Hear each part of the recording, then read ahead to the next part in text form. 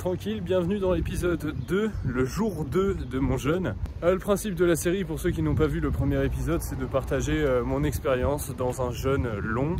Je ne sais pas encore combien de jours je vais faire. J'ai déjà eu une première expérience de jeûne il y a 1 an et demi. Donc j'ai appris pas mal de trucs sur ce qu'il fallait faire, ne pas faire, notamment ne pas trop s'entraîner.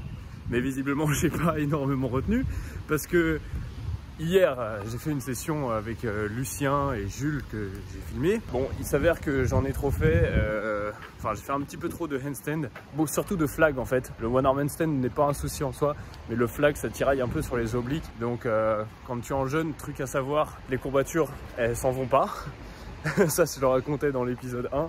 Donc, ouais, là, j'ai des... C'est pas vraiment des courbatures, mais des petites sensations articulaires au niveau du flag.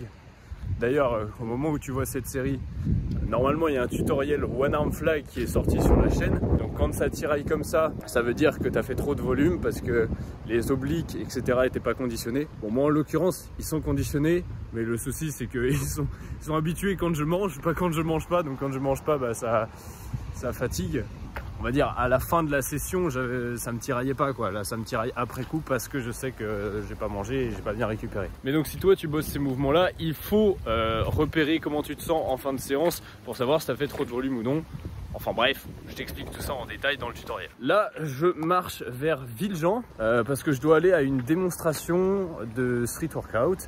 En gros, il y a une compétition de breakdance ou un événement sur le breakdance, je suppose que c'est une compétition. Et l'association Roisenbars, donc qui vient de se créer avec Matt et Jules, a dit qu'il ferait une démo à l'entracte. Donc je viens les aider. Malheureusement, aujourd'hui, il flotte, donc enfin il flotte. Le sol est mouillé, donc je peux pas faire de skate, sinon je flingue mes roulements. Et c'est à l'autre bout de Rennes, donc je vais devoir marcher un petit peu. En me levant ce matin, ça tournait un petit peu la tête, mais franchement ça allait. J'ai pas trop galéré à dormir cette nuit. On va dire dans ma dernière expérience de jeûne, c'était vraiment pire que ça. C'est déjà des bonnes nouvelles. Ouais, je me tâtais un peu à partir en métro plutôt qu'à pied, mais au final, là je le sens bien. Et puis je me dis que je dois habituer mon corps à consommer de l'énergie en étant en jeûne. Parce que si je l'habitue pas, à chaque fois que je vais me lever, ça va me tourner la tête pendant 10-15 secondes comme ça m'avait fait la première fois. Parce que lors du premier jeûne, ouais, si j'ai recommencé à manger au bout de 5 jours, c'est parce que ça me tournait la gueule en fait. Mais vraiment trop, et je sentais que je devais recommencer à manger. Même si en soi la faim n'était pas revenue et je sentais que j'étais pas 100% purifié.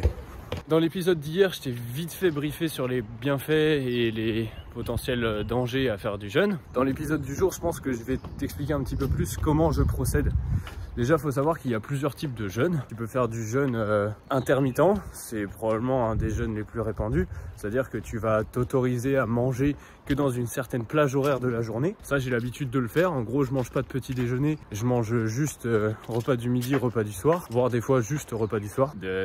Dans de très rares cas, je mange un petit déjeuner, mais on va dire que en général, j'en mange pas. Et donc, ouais, le jeûne intermittent, c'est le fait de manger sur une plage de 8 heures dans la journée et d'avoir 16 heures où tu manges pas. Il y a d'autres manières de faire du jeûne intermittent. Par exemple, tu manges 5 jours dans la semaine et 2 jours dans la semaine, tu manges pas. Ensuite, tu peux faire du jeûne en buvant de l'eau et en buvant des boissons qui t'apportent de l'énergie, par exemple des jus de fruits, des soupes, des trucs comme ça.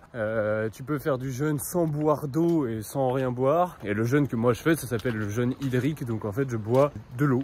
J'ai quelques infusions aussi, je te mets un clip là avec une infusion horrible que j'ai bu hier, que j'ai fait beaucoup trop infuser pour le coup.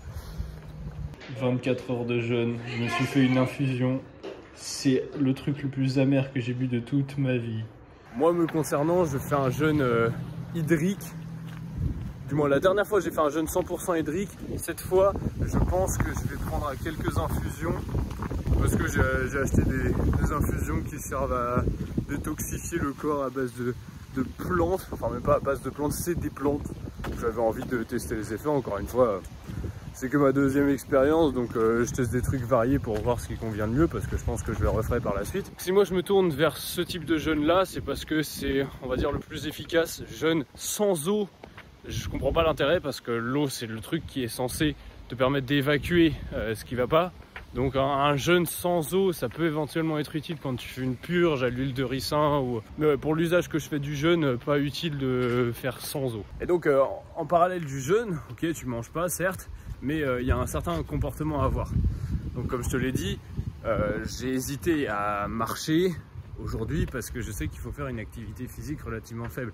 T'as pas beaucoup d'énergie, surtout si ton corps il est pas habitué. En fait, il n'arrive pas à déstocker les réserves d'énergie aussi vite que toi t'en consommes. Donc c'est pour ça que quand tu t'es pas habitué à faire un jeûne, bah tu peux pas faire des séances de sport à jeun. Même marcher à jeun, ça va être difficile et comme je te l'ai expliqué, tu vas avoir des chutes de tension.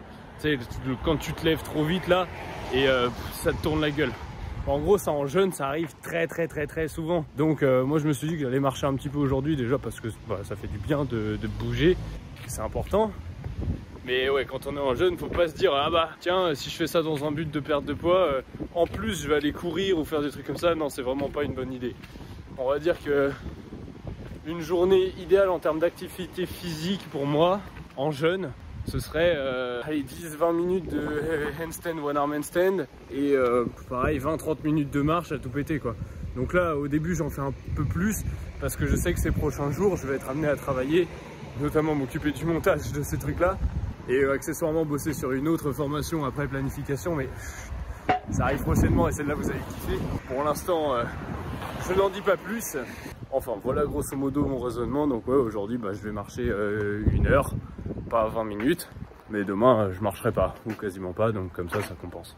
Au-delà de l'activité physique, faut aussi faire attention à tous les produits avec lesquels tu es en contact. Par exemple, faire de la vaisselle, tout ça, ça peut paraître extrêmement con dit comme ça, mais comme tu touches avec ta peau, bah, y a du liquide vaisselle qui rentre en toi, tu vois, comme tu as des bouts de peau qui se déversent dans l'eau de la vaisselle. Genre, à chaque fois qu'il y a deux trucs en contact dans la nature, bah, y a un échange qui se crée. C'est valable pour des gaz, mais c'est valable aussi pour des matières solides. Donc ouais, typiquement faire de la vaisselle alors que tu as plein de produits vaisselle aux mains et que tu es directement en contact, c'est pas ouf. Par exemple, quand tu te laves ou quand tu te brosses les dents, faut aussi faire attention aux substances. Je sais plus si j'avais fait une vidéo sur le fluor qu'on trouve dans le dentifrice. Si, je crois, j'avais fait une vidéo sur l'eau du robinet où je parlais du fluor, comme quoi c'était un neurotoxique. Et donc, typiquement, quand tu es en jeûne, bah, tu dois prendre, enfin, quand tu es en jeûne, même hors jeûne en soi, moi personnellement, je me brosse pas les dents avec du fluor pour cette raison. Après, les gens font ce qu'ils veulent, hein, parce qu'il y a des études qui te montrent que le fluor, ça aide pour la solidité des dents, et il y en a d'autres qui te disent que ça fait baisser ton QI. Donc, à voir ce qu'on préfère.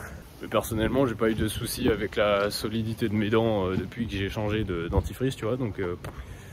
on va dire que je reste comme ça, je suis bien. Mais donc ouais, quand tu es en jeûne particulièrement, il faut faire attention à toutes les substances que tu mets en contact avec ton corps. Donc le fluor, pour moi ça en fait partie. Ce avec quoi tu te douches aussi, ton gel douche, etc. Bah, faire gaffe qu'il n'y ait pas des produits de merde type du silicone qui asphyxie littéralement la peau. Il y en a aussi plein d'autres, du parabène, etc. Mais je ne veux pas te faire toute la liste. C'est des substances, tu pourras te renseigner toi-même sur internet, pour la plupart qui sont toxiques pour la peau, asphyxiantes. Au final, genre ça t'aide à court terme, mais sur le long terme ça te bousille, donc vraiment pas ouf. Voilà, donc me concernant, douche c'est au savon noir, j'essaie de prendre des trucs les plus naturels possibles. Dentifrice sans fluor et j'essaie de faire gaffe à pas faire de vaisselle ou de trucs du genre. Même là tu vois, je suis en ville en soi, c'est pas incroyable parce que t'as pas mal de pollution. Donc en soi, si tu pouvais faire un jeûne à la montagne seul avec ta bite et ton couteau, ce serait le top. Mais bon, c'est pas possible. Du moins, j'ai fait le choix de pas faire ça. Mais voilà, en tout cas, j'espère que tu vois un petit peu plus clair sur la démarche. Dernier truc que je peux dire sur le jeûne, sur la quantité d'eau qu'il faut boire. Parce que oui, bah, c'est bien, tu prends de l'eau, mais combien est-ce que j'en bois? Est-ce que je bois 10 litres par jour parce que j'ai faim et j'ai envie de combler ça autrement? Ou est-ce que je bois 1 litre? Je bois quand même relativement peu. Alors comme je t'ai dit, l'eau elle sert à évacuer. Ce qu'on recommande en général, c'est 1 gallon. 1 gallon, c'est 2,4 litres. Tu peux voir des fois, il y a des MyProtein ou je sais pas quelle marque qui vendent des gourdes qui font 1 gallon en volume. C'est une unité de mesure qui a été probablement créée pour ça. Je me suis pas renseigné. Mais je suppose que si tu as une unité de mesure qui correspond aux besoins journaliers en eau d'un homme classique, bah c'est pas pour rien. Bon, encore une fois, je peux me tromper. Donc ouais, grosso modo 2,4 litres. Allez, tu peux probablement monter à 4 litres si tu es quelqu'un qui est beaucoup plus grand et volumineux que moi.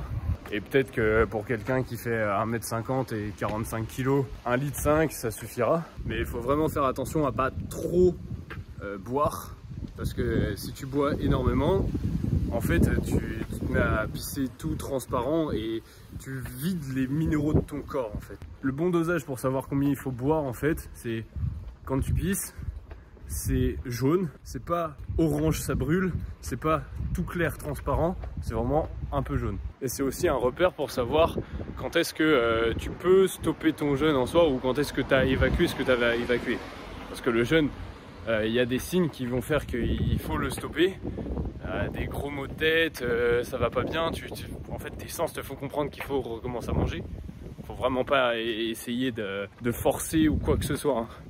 Ça reste dangereux, je le rappelle, et c'est pas quelque chose que je recommande, c'est quelque chose que je fais pour moi, pour ma propre expérience, et je subirai les conséquences s'il m'arrive de la merde. Mais comme c'est une expérience et que je sais que certaines personnes sont intéressées par ça, bah je partage mon expérience dans le but que ça te soit utile, si jamais c'est dans tes projets. Il y a aussi d'autres repères, comme par exemple la langue. Tu vois, la mienne elle est blanche, ta gorge rejette encore des déchets. De la même manière, si tu vois que ta peau elle est encore avec plein d'imperfections, des boutons, des trucs comme ça, c'est aussi ton corps qui a besoin de rejeter, donc ça veut dire qu'il n'a pas encore rejeté tout ce qu'il avait rejeté. De la même manière, si tu transpires de façon odorante, si tu as des mauvaises odeurs ou si tu pues de la gueule, c'est que le corps il a besoin encore d'évacuer des trucs. Enfin voilà, je pense que tu as compris l'idée. Le corps il montre des signes comme quoi il n'a pas tout évacué et il faut s'y fier. J'espère que tu y vois plus clair. Je te retrouve tout à l'heure, je vais essayer de filmer notre petite démonstration avec Morgane et Jules. Et puis je pense que je ferai pas plus de street que ça. Genre juste la démo, parce que comme je t'ai dit, hier j'en ai fait un petit peu trop, donc j'ai besoin de compenser aujourd'hui. Peut-être que ce soir je m'étirerai aussi un peu.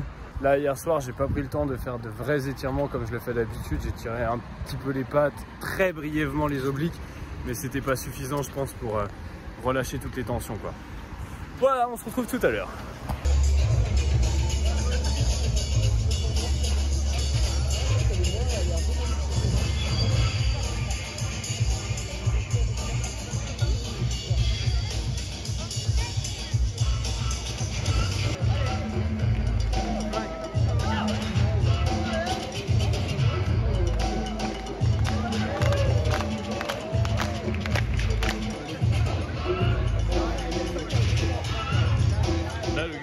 C'était un pote de ma classe avec qui je faisais des one arm handstand à la pause. Ça déchire.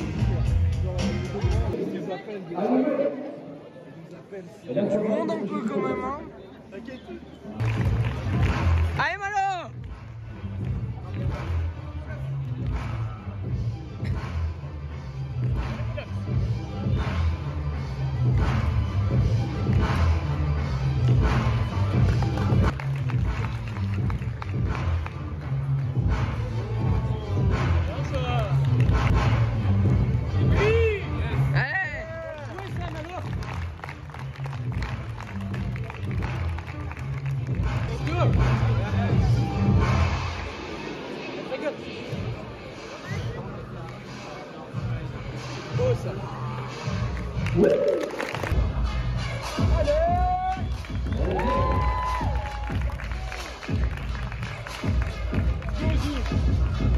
Allez Jules! Allez, t'es fort! Allez, c'est facile! Oui!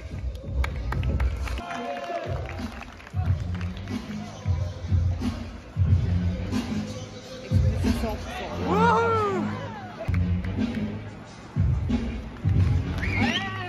Let's go!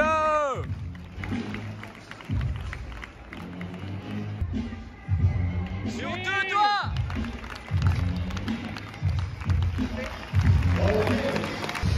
Énorme ça, il y a une flip avec que des fringues de daron. Regarde-moi ça, c'est tous les vieux pulls de ton daron sont regroupés ici au même endroit. Ça coûte que dalle, c'est trop stylé, regarde-moi ça. Bon et bien c'est là. Bon et bien je sors de la démonstration, vraiment cool. J'espère que les clips t'ont plu aussi. Je suis content des combos que j'ai fait. Je me suis même pas échauffé parce que j'avais pas... En fait, ça me tourne un petit peu la tête si je fais des efforts de 1 minute 30, tu vois. Donc je me suis dit, je vais même pas me fatiguer à l'avance à faire un échauffement. Vas-y, j'ai confiance, je bombarde, je passe en premier. En fait, j'adore la hype qu'il y a lorsque on fait du street en public. Je sais que tout le monde n'aime pas ça. Moi, c'est quelque chose que je kiffe, le fait de s'entraîner en public, devant de la foule. Et je pense que pour n'importe quelle personne qui veut se préparer à la compétition, en plus d'acheter la formation planification et préparation à la compétition, c'est une très bonne chose de s'entraîner à pratiquer sur des places. Bon, c'est un peu moins cool si tu te fais jarter par les flics, mais personnellement, je l'ai fait plein de fois et ça m'est jamais arrivé.